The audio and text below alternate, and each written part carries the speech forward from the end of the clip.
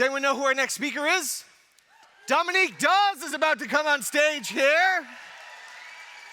I know, I'm excited. I got goosebumps, just met her backstage. It's gonna be fun. So, let me read out who Dominique is, because we all know her as the Olympian. But there's a lot more to what Dominique has been doing to inspire and build and develop her community. So Dominique is the owner of Dominique Dawes Gymnastics and Ninja Academies. She opened the gyms to continue her commitment to developing healthy and compassionate culture in the sport of gymnastics. Think about that. Doesn't that resonate with what you do? That compassion and empathy? Her first academy opened in the midst of the global pandemic in July 2020, and her second location opened in 2023. Her third academy, she's got 3 now, opened in 2024, and that one's located in Columbia, Maryland. Dominique holds a minority ownership in the Washington Spirit of the National Women's Soccer League, and she also has become part of the NFL's Atlanta Falcons ownership group as a limited partner in 2024. She's got a lot going on. It's amazing. She's served as the co-chair of the President's Council for Fitness, Sports, and Nutrition under the Obama administration alongside Drew Brees, alongside LeBron James, and the Maverick Center. She served as the executive producer of the Peacock docuseries Golden. She holds a degree from the University of Maryland. There's a lot going on here. She was inducted into the prestigious UMD's Hall of Fame. In 2024, her hometown of Montgomery County honored her career and legacy with a life-size statue to continue inspiring the next generation to follow in her footsteps. I know, how cool is that? Alongside of that, she's a wife, she's a mother of 4, she's an Olympian, she's a business owner. Dominique Dawes has transcended the world of sports, politics, entertainment, and culture. And we're about to hear from her. But first, let's watch this video. They call her Awesome Dawson. She is that.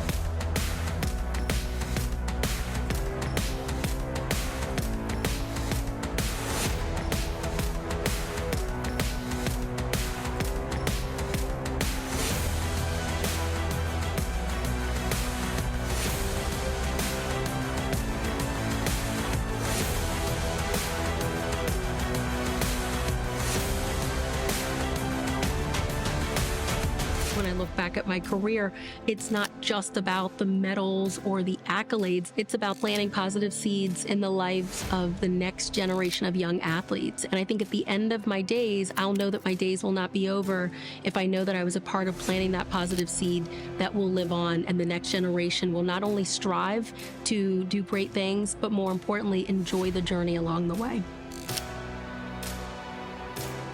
Ladies and gentlemen, please welcome to the stage Dominique Dawes. My heart goes.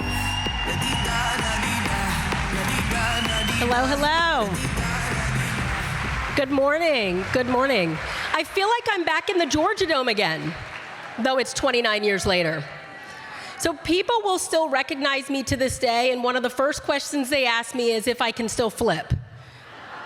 I am now 48 years old, a wife, mother of 4 kids, and usually in the intro, people don't gasp when they hear about my Olympic accolades or a statue, a life-size statue in Silver Spring, Maryland. And it's not saying much if it's a life-size statue and it's this big. Most audiences gasp when they hear that I have 4 kids. I have an 11-year-old daughter, a 9-year-old daughter, and 7-year-old boy-girl twins. I'm on vacation right now. It would be much easier to train for a 4th Olympic Games than to do what my husband and I do each and every day with those 4 little angels. But when people ask me if I can still flip, I say, hey, you gotta go to YouTube. Even young kids still will approach me today and they'll let me know they did a project on me for Black History Month or Women's History Month or Native American History Month. I'm actually a part of a Native American tribe. And I let the kids know, hey, my flipping days are behind me. You gotta go to YouTube. And so for my intro video, that's the best it's gonna get, audience. I'm so sorry. Now, how many of you all remember the 1996 Olympic Games in Atlanta, Georgia? Does it feel like it's been almost 29 years? It's been almost 33 years since my first Olympic Games in Barcelona, Spain, but 29 years since those Atlanta Olympic Games. How many of you all were there? Wow, you guys are really well-connected people. Very well-connected. Now, this is the trick question. Who was at the women's gymnastics competition? No way. You got more tickets than I got, because I could barely get my family in. So I've had this ongoing bet with my husband, and I've told him I've been speaking now almost for 3 decades. And I say to him, there's always one person, at least one person in the audience that was actually at those Olympic Games in any capacity. It doesn't mean it has to be at the women's gymnastics meet, because I heard that was a really hot ticket. And I love the fact that I think I saw at least 6 or 8 hands go up that you guys were there. Now, for those that weren't able to go to those Olympic Games, I want to thank you all for your cheers. I want to thank you all for your support from many miles away. And this is why I brought this little piece of hardware. Don't clap too loud. It's just plated. It's not solid. But it's an awesome piece of hardware, and I used to not bring it with me when I would travel and do speaking engagements. In the beginning, I didn't know how to speak. I was actually very nervous. I'm by nature introverted. This is just my personality that I was blessed with. And I remember for my speaking engagements, I would just walk out with a gold medal and get a standing O, and that's all I needed to do. Now, when they were actually looking for real content, I thought, you know what? I don't need to bring my gold medal anymore. Everyone's seen a gold medal, right? No? Yeah, my husband, when my husband and I were dating many years ago, he asked me, hey, when you do these talks on the road, why don't you bring your Olympic gold medal? And I said, well, I think everyone's seen an Olympic gold medal. And he's like, oh my goodness, no.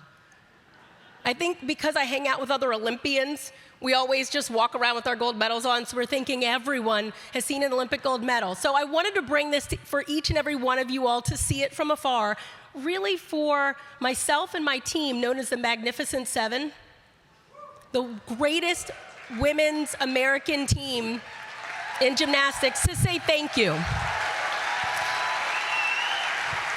Now, I normally pass this around.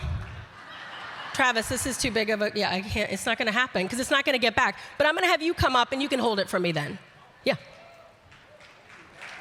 He's just gonna hold it, and maybe his first row will only be able to see it. Thank you so much. So if you notice on that Olympic gold medal, there is an air tag. It's not that I don't trust you.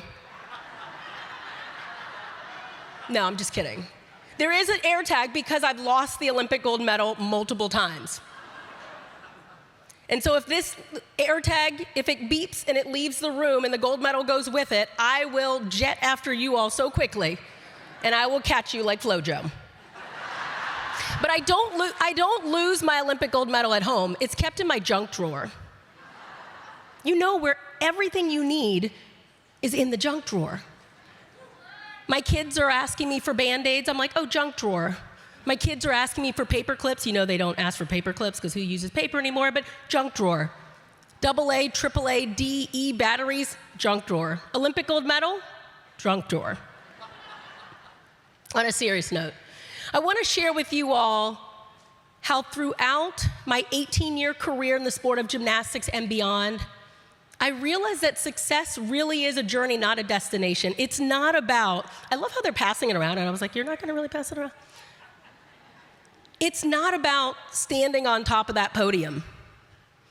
Do you know how often I think about my Olympic feat in making history and standing on top of the podium in the Georgia Dome with nearly 50,000 people, and I read in a business magazine once, 3.4 billion people were watching around the globe. A little bit of pressure.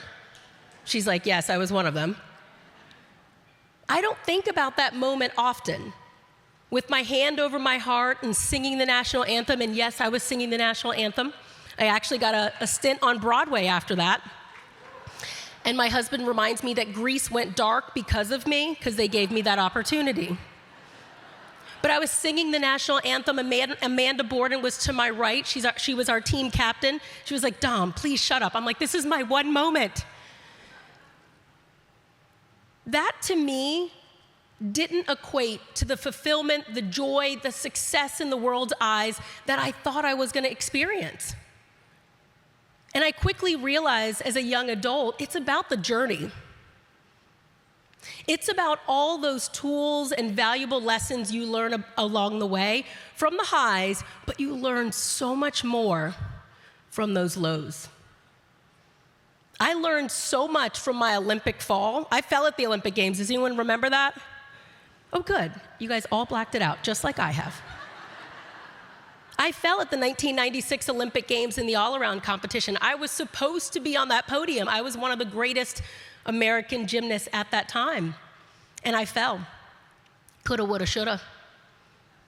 Following those Olympic Games, I remember being in a bit of a dark place because I did not accomplish what I had personally set out to accomplish.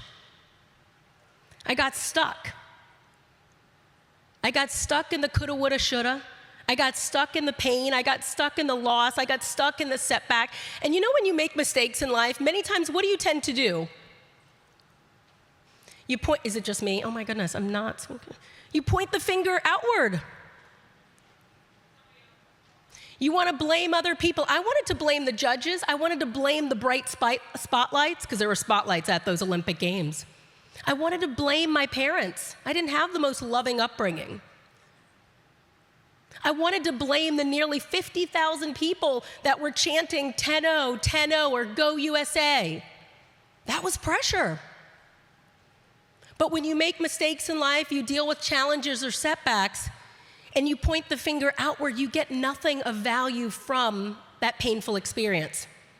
And it wasn't until I became a young adult, I processed things, learned from it, and I've developed so much perseverance, so much grit, so much determination and drive, not because of the win. Where is that gold medal? Uh-oh, he's like, it's right here.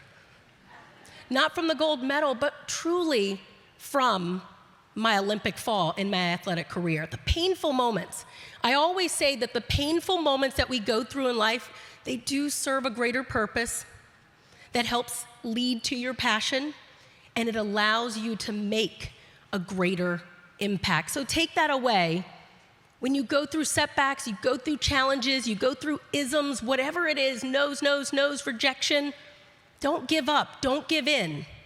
There's something value you can get from that painful experience that will be a great gift later on in life. Now you're like, I do not want to hear about your Olympic fall, Dominique. How were you able to be a part of the Magnificent Seven? The history-making women's gymnastics team that won that Olympic gold medal. We were at the time 7 of the most talented gymnasts on planet Earth. Not anymore. My cartwheel's pretty pathetic. But at that time, we were the greatest female gymnasts out there. And on my team, those 6 women, teenagers even, were my greatest competitors at the same time. They made me a better athlete. When that team was selected, of course we didn't have that name Magnificent Seven when we were selected, but when they selected all 7 of us girls to make up that Olympic team, we came into that situation with extremely large egos. I was 19. I was the grandmother of that team. Can you believe it? Now you got Simone Biles, who's like 28, starting a family, and somehow still like dominating the Olympics. But I was 19 years old, and then it went all the way down to a 15-year-old in Dominique Moceanu. Each and every one of us on that team had large egos, and maybe rightfully so. We were former national champions. Many of us were former world champions. Myself, Carrie Strug, and Shannon Miller were former Olympians. A number of us also were professional athletes. What does that mean? I still don't know what that means. In 1994, when I signed a full scholarship to Stanford University and I was looking forward to going off to sunny California and having fun in the sport of gymnastics, a little birdie got in my ear, because I was peaking in 1994. You guys aren't going to remember that, but I won the national championships in Nashville, Tennessee, and also won vault, bars, beam, and floor. So I was pretty dominant at that time. Too bad it wasn't an Olympic year. But a little birdie got in my ear and said, hey, there's an Olympic Games in 2 years in Atlanta, Georgia. You have an opportunity to make something special of your career in the sport of gymnastics. So I decided to forego my education at Stanford and to sign on the dotted line when I became 18 years old to become a professional athlete. And I signed away my eligibility. Now today, there's NIL. I missed that boat, right? Coulda, woulda, shoulda. Born in the 70s. So I signed away my eligibility and became a business. I became a brand.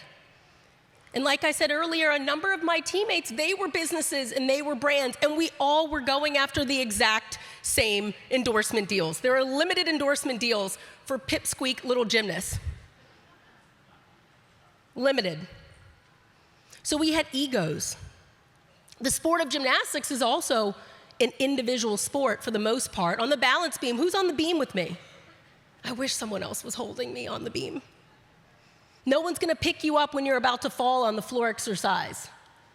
No one's gonna pick you up when you're about to fly off the bars and not catch that release move. It very much is an individual sport. I was the only one, and it's gonna show how nervous I am right now. I was the only one on that 4-inch balance beam in front of so many people. So we were taught at a very young age in the sport of gymnastics to rely solely on ourselves and to really put on blinders and block out the rest of the world, to stay focused, but focused on me, myself, and I. How does that work in a team? Does that work out? Not at all. Not at all. If you would have seen us train together prior to the Atlanta Olympic Games, you would have been able to hear a pin drop. No one was cheering for one another. No one was giving each other a pat on the back, a high five, a smile, a wink, an acknowledgement. We were all in our own world. Now, each and every day, our Olympic coach, Mary Lee Tracy, would have us pick from affirmation jars. Women, I know you love these things. Men, wake up. It's okay. It's okay. When I put those Post-it notes on my mirror in the bathroom, my husband's like, yep, I'm smart, I'm great. I'm like, it was for me. We need those reminders. It plants the right seed in our minds to make us realize, hey, we can do this. Because we have a lot of thoughts going on, don't we, women? We have a lot of thoughts going on.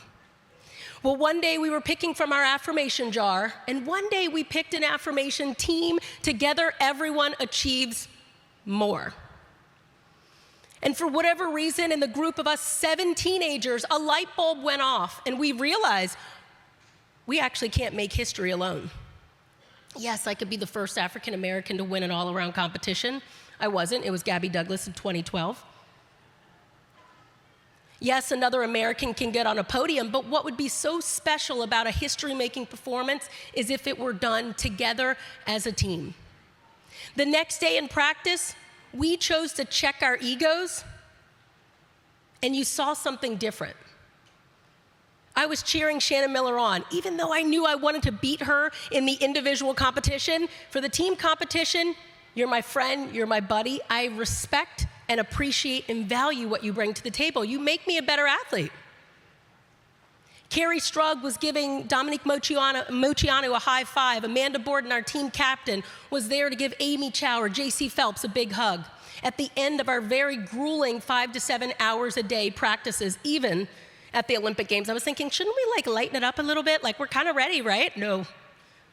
It was intense each and every day. When we checked our egos in practice in the dark when no one was watching, that's when that Olympic team truly made history. So prior to marching out in the Georgia Dome, as we were lined up shortest to tallest, and it's not saying a lot, it was like all of us were pretty much almost even. We knew we were going to dominate because it wasn't 7 individuals stepping out in that arena. It was 7 people walking together, hand in hand, believing in one another without an ego. You all work on different teams, right? You work with different teammates. Ask yourself, when you've worked with your teammates and you've got this large inflated ego, and the world will tell you you should have that ego because of many different reasons. Net worth, sales, accolades, recognition, whatever it is, position, title.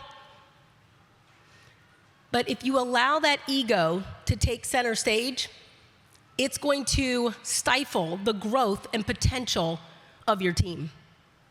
Ego gets in the way of a team reaching its full potential. I know today, as a business owner of the Dominique Dawes Gymnastics and Ninja Academies, that's a mouthful. We're gonna shorten that in a little bit.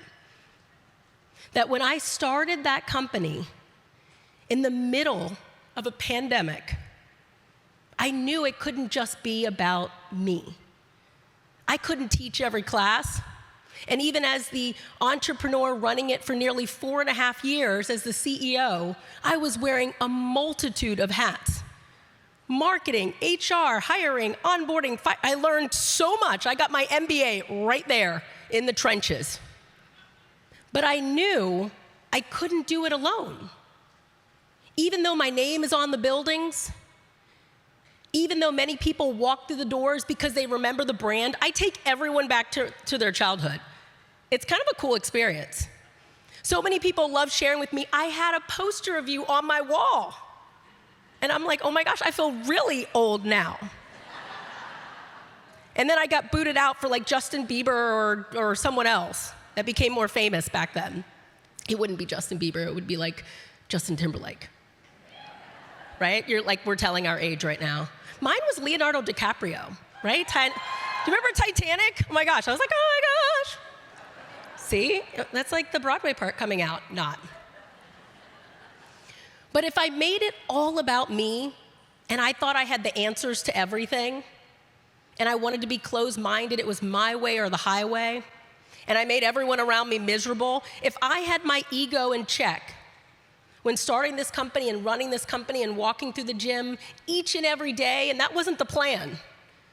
The plan was not to live in the gym in the beginning, but when you start a business during a global pandemic, you're spending at least 18 hours in that gym and then 24/7 running that business. There were times where I would walk into my business and I would have an inflated ego. I would see everything wrong. Whenever you have an ego, you see everything wrong with everything and everybody. I would walk into my gym and guess what I would see? Clutter,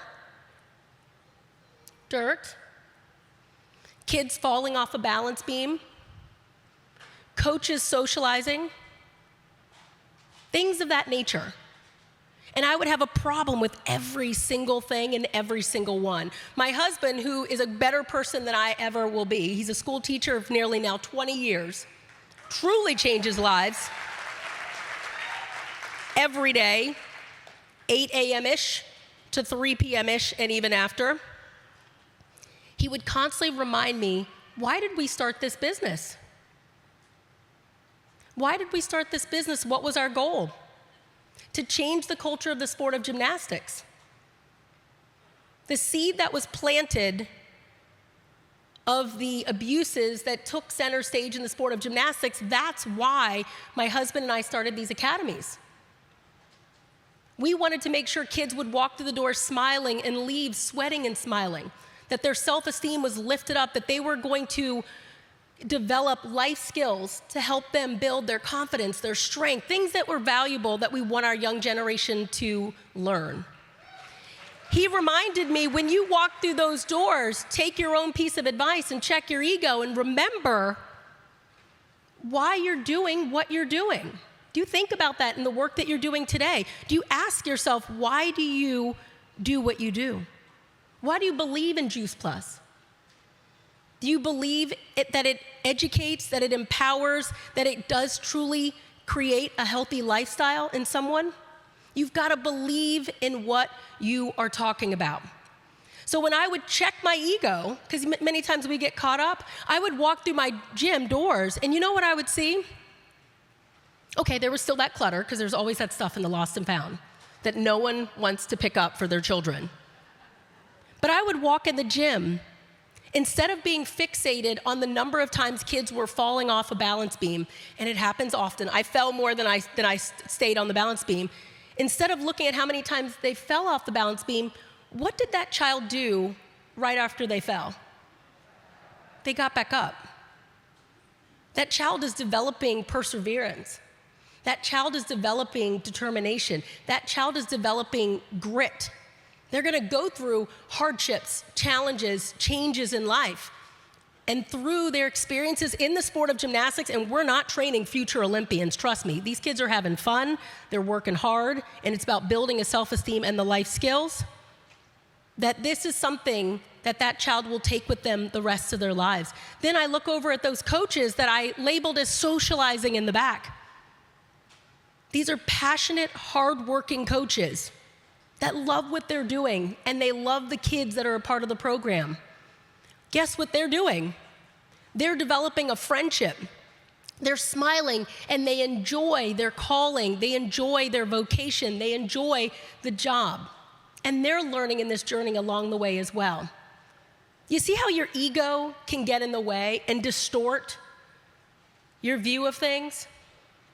Don't allow your ego to take away from some gifts and impacts that you can make in people's lives. So like I said earlier, success is a journey, not a destination. But what is success? Have you all ever asked yourself, what is success in your eyes?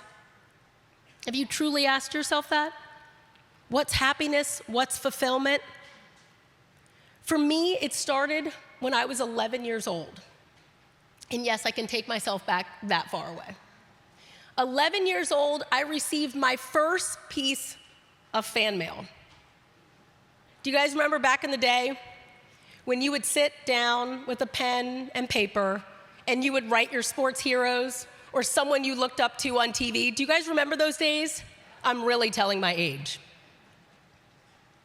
Well, a number of young people, and even parents as well, sat down and wrote me to say thank you. And I remember they would show up at 129 Ritchie Avenue, Silver Spring, Maryland. These letters would come in, and my mom was surprised at first.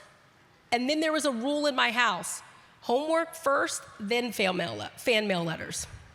Because I started to get so excited reading these fan mail letters, because I could teach a young girl or boy or a parent to dream big, or parents were thanking me. And I realized right then, at that young of an age, for me, success was impact. It was knowing that I could truly, positively impact someone else's life in this journey of mine. That's success, that's fulfilling. And it's not fleeting like that Olympic gold medal. If you ever get an opportunity to see an Olympic gold medal up close and personal, and I'm sure you guys can see it, it's tarnishing. It's withering. It doesn't last forever. But impact does. That is truly success, and that is not fleeting. One last thing that I want to say to you all as we talk about success being a journey and not a destination is I want to ask each and every one of you all, what's your most important team in this world? It's not a trick question. Family. I love it. Family is truly your most important team in this world. How many of you all remember where we were gently encouraged to go to March 2020? You guys remember that? It wasn't that long ago. We were all gently encouraged to go home. Now, that was an Olympic year at that time. They ended up postponing the Olympics, and it became the 2021 Olympics. But March 2020, at that time, was an Olympic year. Former Olympians like myself, we end up getting a great deal more speaking engagements and opportunities. I was in Boston at the time. I had spoken at Gillette Stadium. Sorry for those that, are not New England Patriot fans. I'm not, obviously. I'm a Falcon fan. But I remember being at the airport, and things were a little quieter than normal. I remember then hearing a little bit about a global pandemic, or COVID-19. I got a call from my agent, and he let me know, hey, all your speaking engagements are either canceled or postponed. And I was like, oh, no, wait, I've never heard of that before. Can you repeat it? He said, with everything going on, businesses, organizations, companies are not doing gatherings in person, and no one really knew about virtual at that time. And so my opportunities were canceled and or postponed.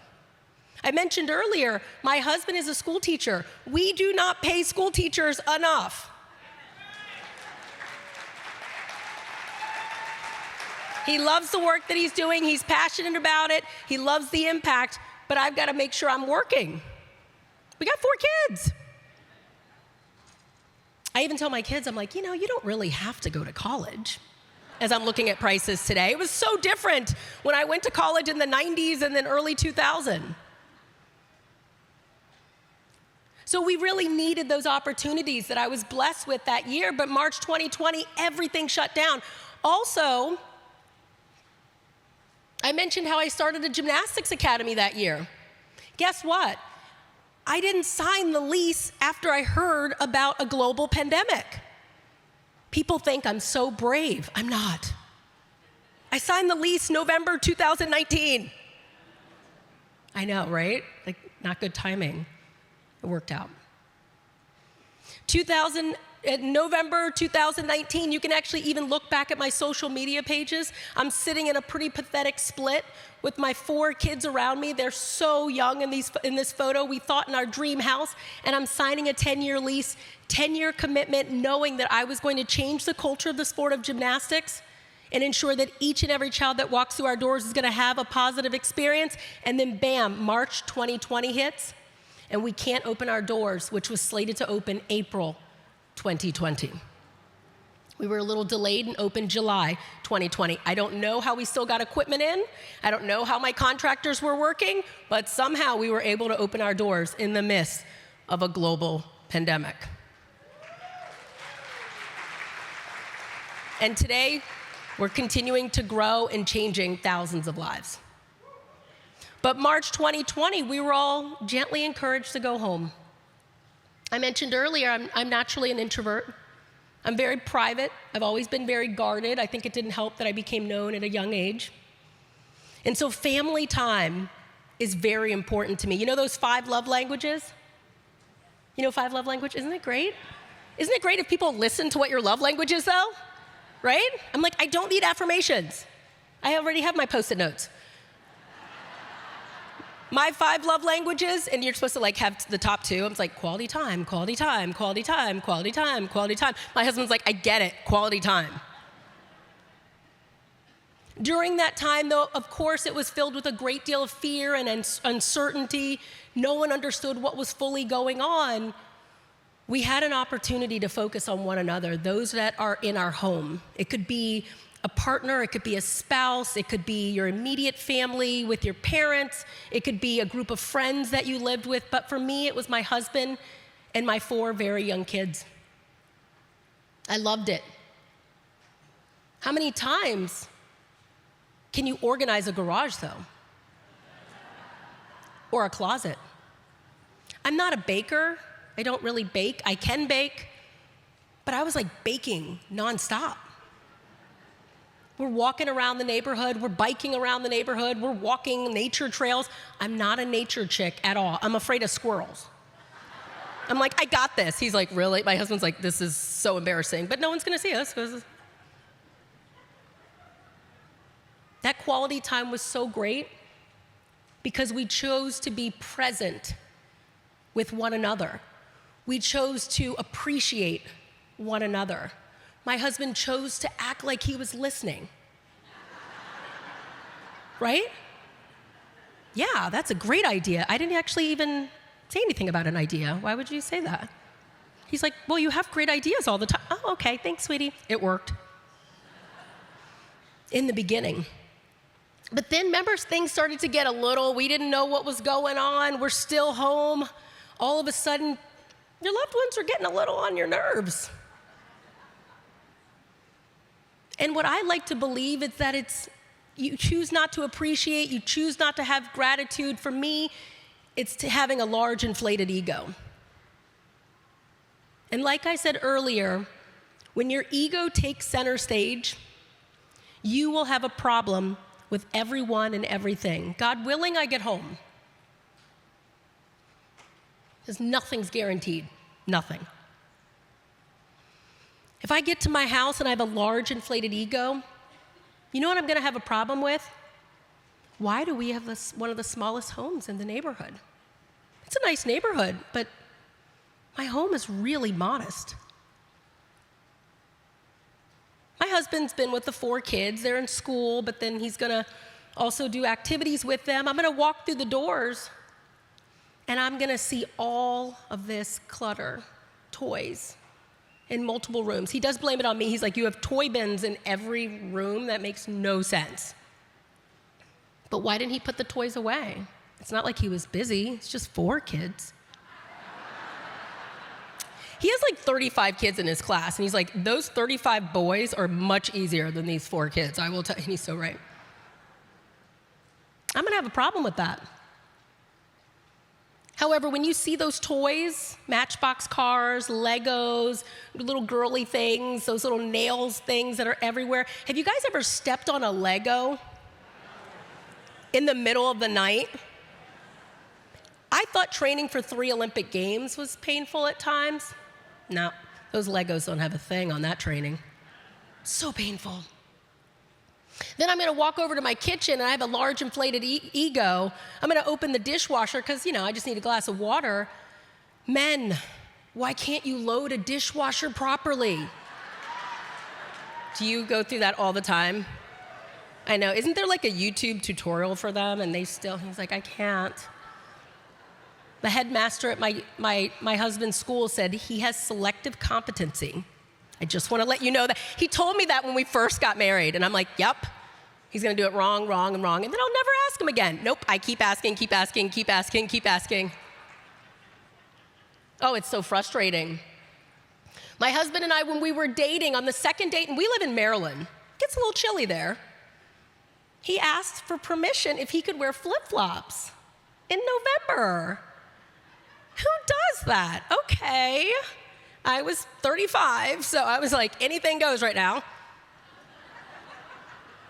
He wears his flip-flops, they're so cute. Now we've been married almost going on 12 years. I'm so sick, I know, yeah, right? It's like commitment, yeah. I'm so sick of those flip-flops.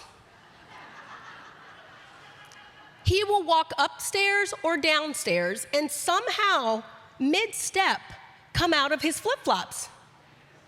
Does that make sense to you? The things that my husband does.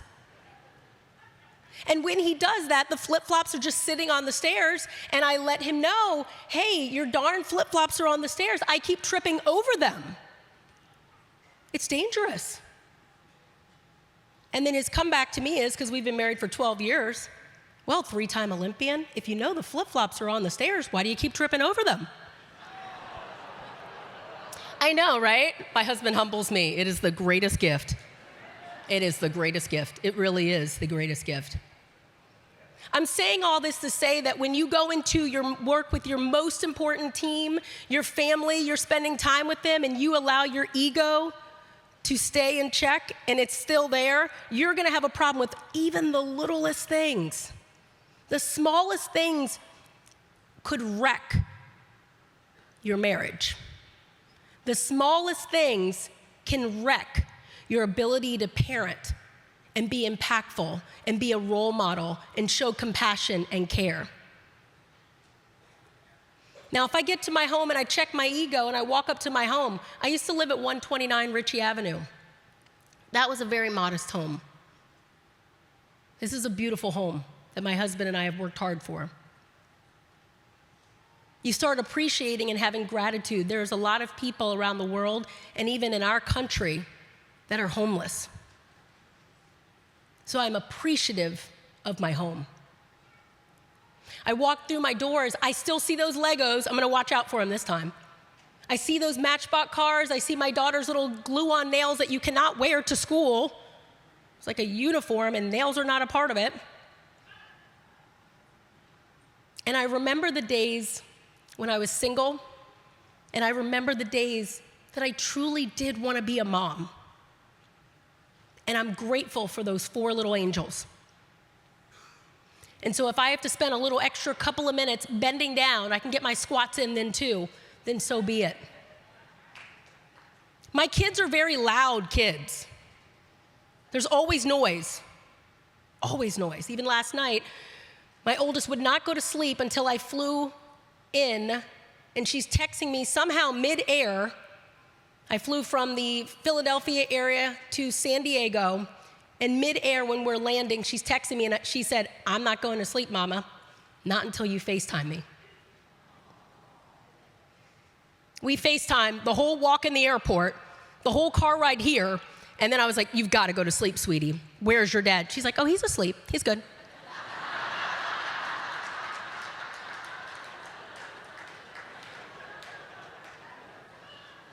My ego will get pestered by that, will be annoyed.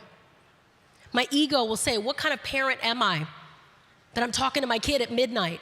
My ego will say that my kids are too loud, this is too hard, I'm too tired, there's gray hairs here. And it's because of the kids and my husband. But if I check my ego, I will remember that I will miss these days.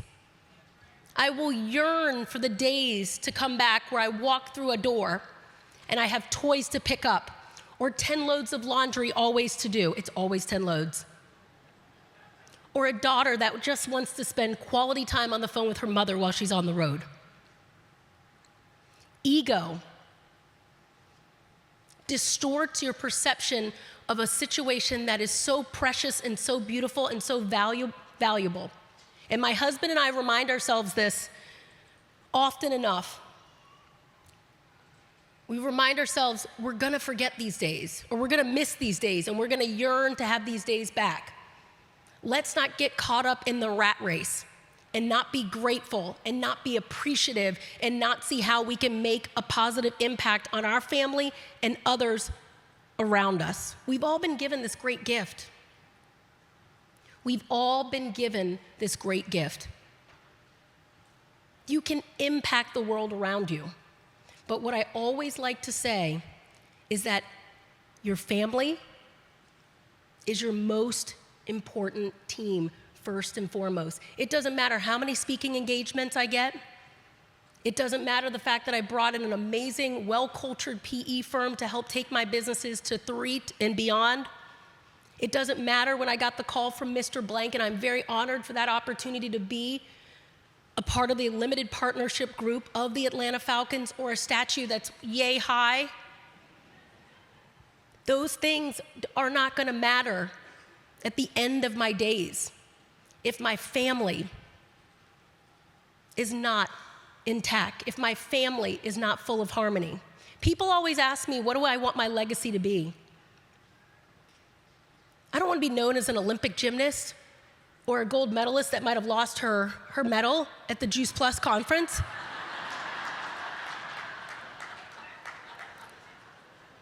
I want to be known as someone that always put her family first. If we're lucky, my husband's mom got diagnosed with cancer. I never got a chance to meet her.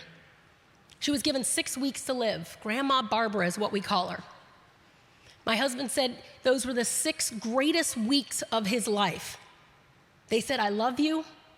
They said, "I forgive you. Thank you, and I will see you again." We are not all blessed to have time on our deathbeds.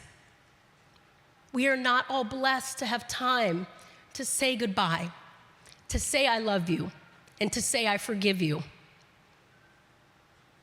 And I say that because we have an opportunity to start living life now and living out our legacy, as I always like to say, is first and foremost, starts with your family. Thank you all for having me here this morning. Thank you. Thank you. Thank you. So now I'm waiting for, love it. Thank you, appreciate it. Thank you. Thank you, appreciate it. Thank you. Oh, thank you, so sweet. Just so you make it funny. Then we gotta come out now with tears flowing down. I know, Olympic gymnasts make people cry all the time. Yeah, to start to ask you some questions. Wow, thank you so much. Thank you for also allowing us some time and space to ask you some questions. So we, as I said earlier, we've had you, your partners, sending questions to us. We've picked some questions here, and Dominique's been kind enough to say, ask away. So Loretta, I'll turn it over to you. Okay, and we haven't told her these yet. Are these trick questions or something? As an Olympic athlete, you need a special mindset to get to the top. For the everyday person to accomplish getting to the top and aiming to make a huge impact, which is a big part of what you had to say, what advice would you give? You know, I always say this, and I'll say it quick, because clearly people are getting tired of me. No, I'm just kidding.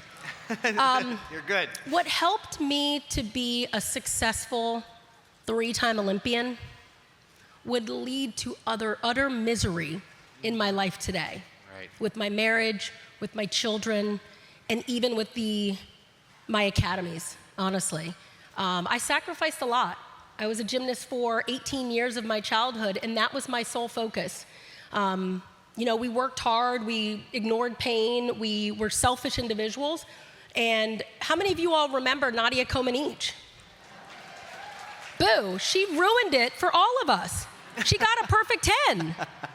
So it made us believe that perfection was possible. So in the sport of gymnastics, if you weren't a perfect 10, you weren't good enough. Also, the sport of gymnastics, you constantly are criticized. There's judges around you telling you everything you're doing wrong, and likewise with your coaches. Imagine if you lived life that way.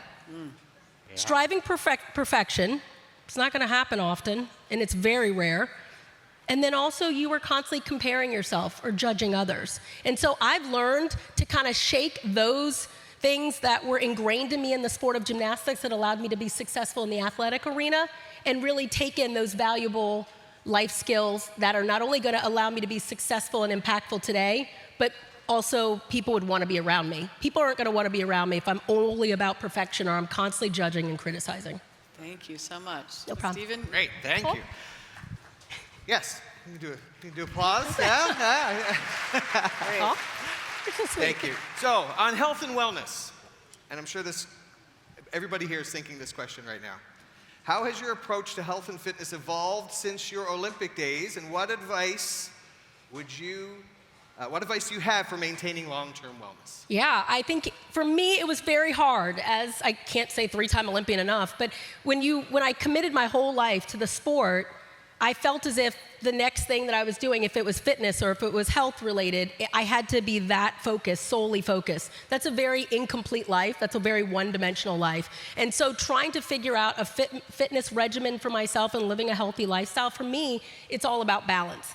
Right. I used to go to the gym after the Olympics, like when I was done with my career, and people would say, "What are you training for? A 4th Olympics?" And I remember thinking, oh my gosh, like I'm really just training to live, to thrive, to have enough energy, and to someday maybe be a mother of 4 beautiful children. And so I've realized it's about balance. It's about setting realistic goals, realistic expectations, and I eat junk food. I actually do. And as an Olympian, that journey, it was very rare, but now for me, moderation is key. And I base things off of mood and energy versus always getting on the scale. That's not necessarily my friend. Love that. Mood Yeah. and energy. Love Yeah, it. yeah. And that's music to my ears. Oh. And this next question, lots of parents are wanting to know, what would you advise and educate when you have athletes as kids about nutrition? You know, obviously there's a great deal of knowledge out there. For young people, I think it's very important to make smart choices for us adults as well.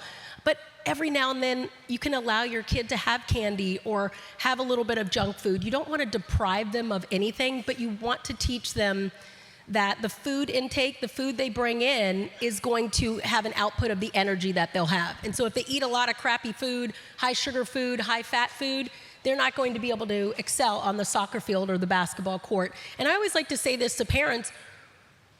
I've been speaking now almost 30 years. I can't believe it, because I honestly, like in 4th grade when I was laughed at because of my voice, I became mute. I was mute. Like, didn't speak in school, didn't speak in college. Even people that come to my academy today, they're like, oh, I was in school with you. And I was like, did I speak? They're like, no, we didn't know you had a voice. Because my voice was so squeaky, and when I did, people made fun of it. Wow. So the point that I was telling with this story is, what was the question? About how to educate parents about importance of nutrition for their athletes. I've been speaking for 30 years. You know what the number 1 and number 2 answer is for kids of who their greatest role models are? Not Serena Williams, Simone Biles, who's the greatest athlete right now coming on, I don't know. It's mom, yay, we always get number 1. We do, we birth you guys. And dad. We are our kids' role models. We need to be an example. If we want our kids to live a healthy life and to make smart choices, we need to make smart choices with our nutrition, with our physical health, our emotional health, our mental health, our social health, and our spiritual health. If we want our kids to be an example of living this healthy lifestyle, we've got to not just talk the talk, but we also have to walk the walk. Amen. Beautiful.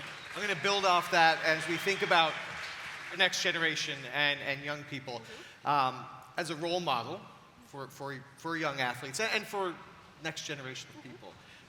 What message do you most want to share with that next generation about achieving their dreams?